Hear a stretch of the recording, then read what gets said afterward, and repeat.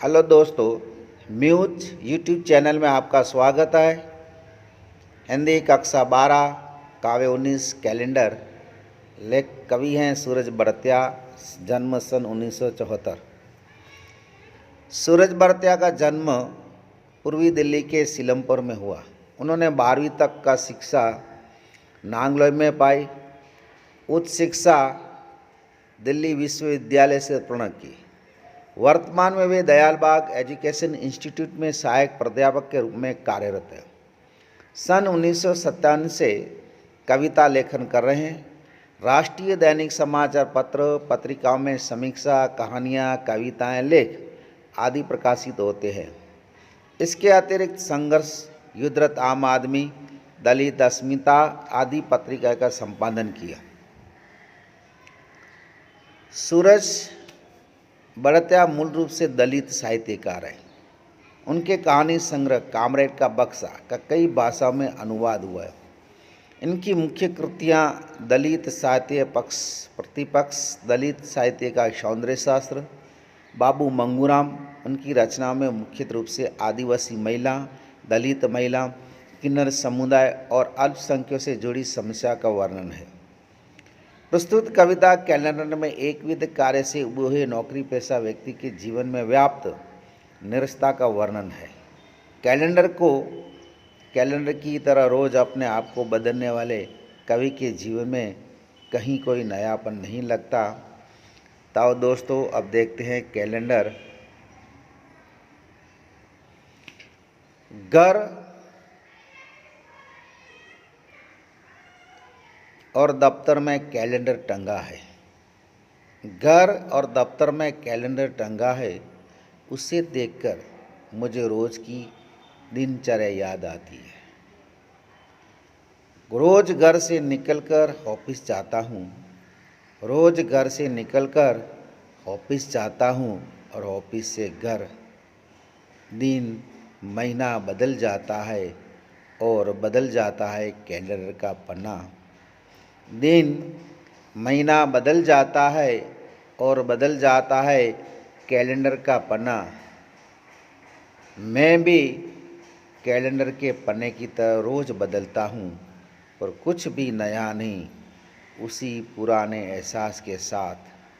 मैं भी कैलेंडर के पन्ने की तरह रोज़ बदलता हूँ, पर कुछ भी नया नहीं, उसी पुराने एहसास के साथ। रोज़ दिन छिपने पर सुबह की आस में, रोज़ दिन छिपने पर सुबह की आस में इंतज़ार करता हूँ। पर क्या करूँ, सूर्योदय के साथ फिर वही काम और फिर से इंतज़ार तुम्हारा। सूर्योदय के साथ फिर वही काम और फिर से इंतज़ार तुम्हारा। ये जानते हुए कि सुबह की रोशनी की तरह तुम भी कभी नहीं आओगे, सूखे बरगद को हरी तीमा देने। सूखे बरगद को हरी तीमा देने। बरगद मतलब कि वर का पैर, हरी तीमा उसे लीला छम कर देना, हरियाली कर देना।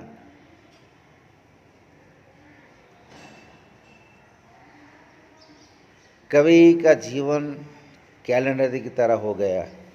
वही सुबह उठना, दिनचर्या रोज़ बरोज़ की तरह वही काम करना, घर से निकलना, ऑफिस जाना, ऑफिस में काम करना, ऑफिस से वापस घर आना, रोज़ का रोज़ वही काम करना, कुछ भी नया नहीं। दिन बदलते हैं, महीना बदलता है और इसी तरह कैलेंडर का पन्ना भी बदलता है।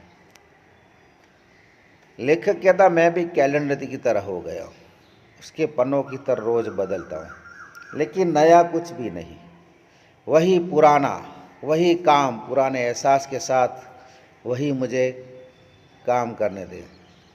रोज़ दिन पूरा हो जाता है, दिन छुपता है। नई सुबह की आस में मैं इंतज़ार करता हूँ कि नई सुबह आएगी, कुछ नया होगा।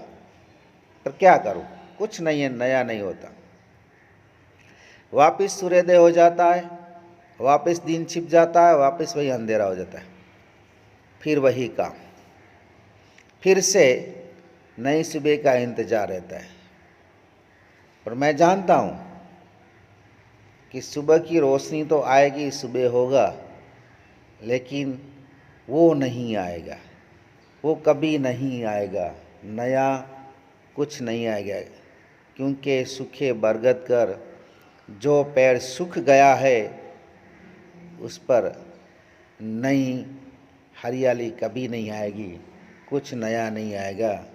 दोस्तों, हमारा भी जीवन इसी तरह हो गया है, रोज़ वही का वही काम, कुछ नया नहीं होता। इसी तरह हमारा जीवन बदलता रहता है। अगर जीवन में कुछ नवीनता लानी है तो हमें कुछ नया, कुछ अलग से सोचना पड़ेगा, तभी हमारा जीवन में नयापन आ जाएगा।